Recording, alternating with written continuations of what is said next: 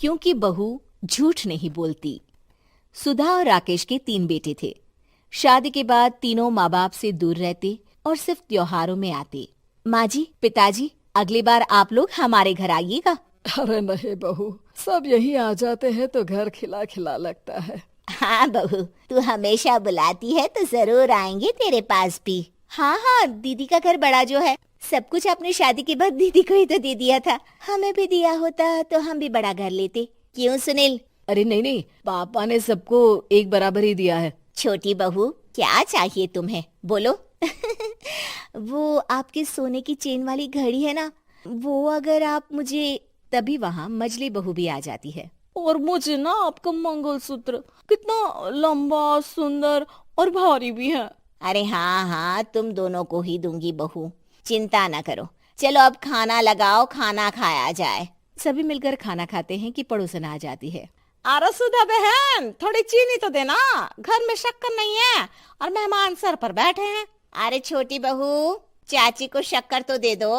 अरे मजली दीदी, आप दे दीजिए ना, मैं यहाँ कम आती हूँ तो मुझे पता ही नहीं है कि सासू माँ सारी चीजें कहाँ रखती है। और तुम, मैं कौन सा यहाँ रोज शक्कर फाँकने के लिए आती हूँ, मुझे भी नहीं है पता। तभी बड़ी बहू हाथ में चीनी की कटोरी लेकर आती है। चाची, शक्कर आप लोगों का बड़ा सहारा है माँ जी और पिताजी को, वरना हम लोग तो यहाँ रहते ही नहीं। आप जैसे पड़ोसी हैं तो हम निश्चिंत है। और जीती रहे बहू, आप तो ये घर पड़ोस कम परिवार ज्यादा लगता है। सुधा अपनी बड़ी बहू को देखकर बहुत खुश रहा करती थी। वो उससे अक्सर घंटों बात भी किया करती, लेकिन दोनों दूसरी बहुओं का भी वो समझती थी कि शायद छोटी है, वक्त आने पर संभल जाएंगी। समय आ जाता है जब सभी को वापस जाना होता है।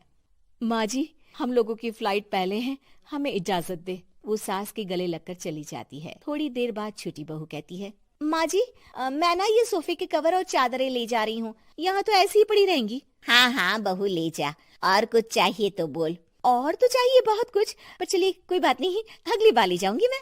ऐसे ही मंजली बहू भी घर का बहुत सारा सामान ले जाती है। सभी के जाने के बाद सुधा राकेश से कहती है, घर कितना सूना लग रहा है ना। हाँ, और खाली भी। तुम्हारी दोनों बहुएं सब बटोर गई।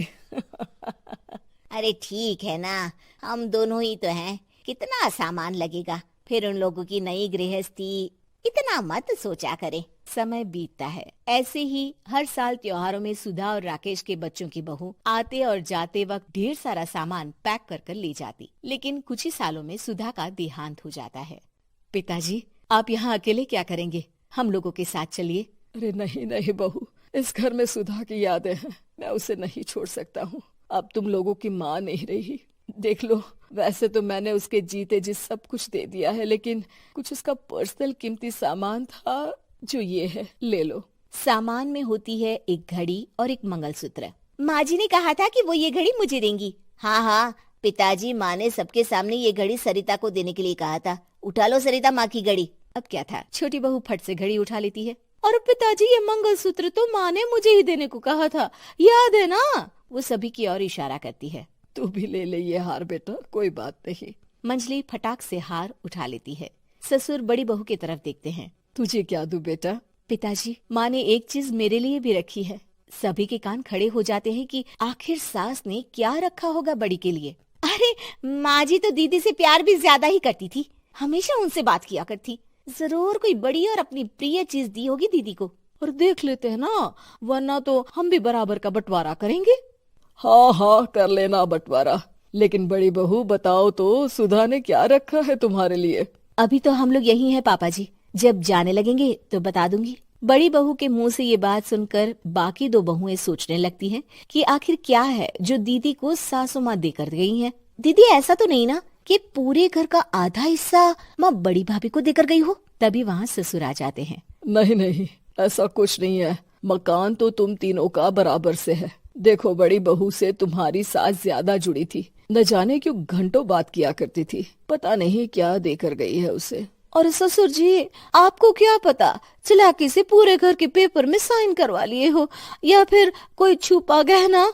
आखिर मकान पूरा तो आपने सासू माँ के नाम ही कर रखा था ना।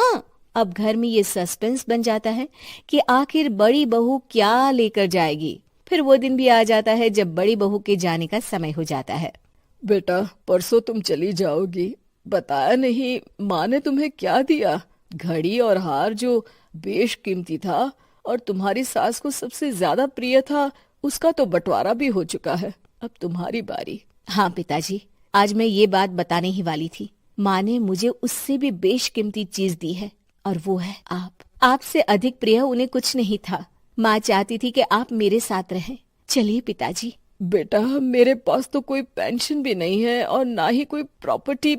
लेकिन आपके पास संस्कार है पिताजी, जो मेरे बच्चे आपसे लेंगे, तो आपको ले जाने पर स्वार्थ ही है मेरा। चलिए ना पापा। सभी के सामने पिताजी बड़ी बहू और बेटे के साथ उनके घर चले जाते हैं।